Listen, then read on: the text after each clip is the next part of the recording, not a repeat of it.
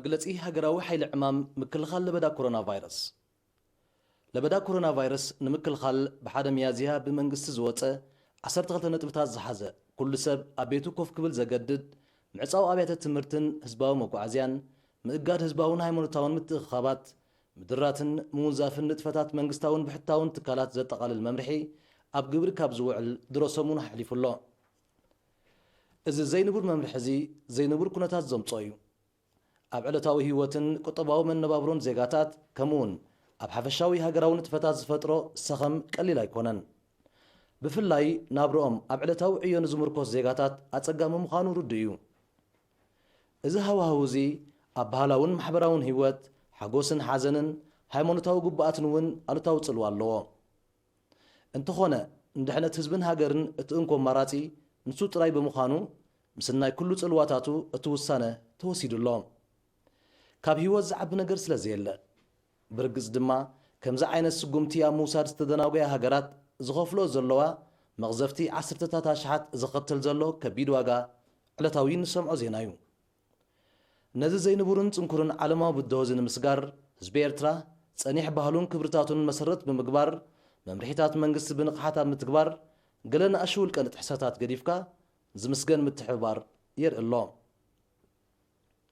ኣብዚ ከቢድ እዋን እዚ ንሓድ ሕዱ ብምትሕልላይን ብምትግጋፍን ምስ ሰሞያ ጥዕና ኣኽበርቲ ፀጥታን ምምሕደራትን ብምትሕግጋዝ ንፅጉማት ብምርዳእ ዘርእዮ ዘሎ ጭውነት ድማ ክምስገን ይግብኦ ኣብ ርእሲ እዚ ኣብ ውሽጢ ሃገርን ወፃእን ዝርከቡ ዜጋታት ከም ወትሩ ዜግነታዊ ሓላፍነቶም ብምግንዛብ ነዚ እዋናዊ ብድሆዝን ምምካት ብወለንቶኦም ብደረጃ ውልቂ ስድራ ቤት ሃገራውያን ማሕበራት ማሕበረኮማትን ካልኦት ውድበታትን ዘድሊ ገንዘባውን ንዋታውን ደገፍ ኣብ ምብርካት ይርከቡ ብርግጽ ድማ ምክልኻል ለበዳ ኮሮና ቫይረስ ናይ መላእ ህዝቢ ናይ ኩሎም መንግስታውን ህዝባውን ትካላት ሓላፍነትን ግዴታኒ ዝያዳ ኩሉ ድማ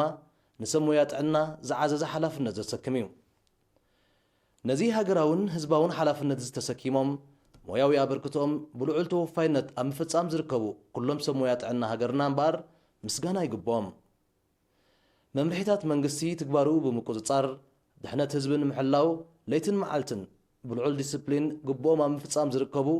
ኣኽበርቲ ፀጥታን ኣካላት ህዝባዊ ምምሕዳርን ድማ መጎስ ይብፅሓዮም ኣብ መወዳእታ እቲ ሓደጋ ጌና ስለ ዘሎ ከቢድ ከዓ ስለ ዝኾነን ኣብ ተግባር ውዒሉ ዝርከብ ጥብቂ ሃገራዊ መምርሒ እውን ጌና ስለ ዘየብቅዕን ንዝበለፀ ውፅኢት ሕጂ እውን ብፅዕኑዕን ዕቱብን ኣገባብን ኣተሓሕዛን ክቕፅል የድሊ ሃገራዊ ሓይሊ ዕማም ምክልኻል ለበዳ ኮሮና 10 ሚያዝያ 2020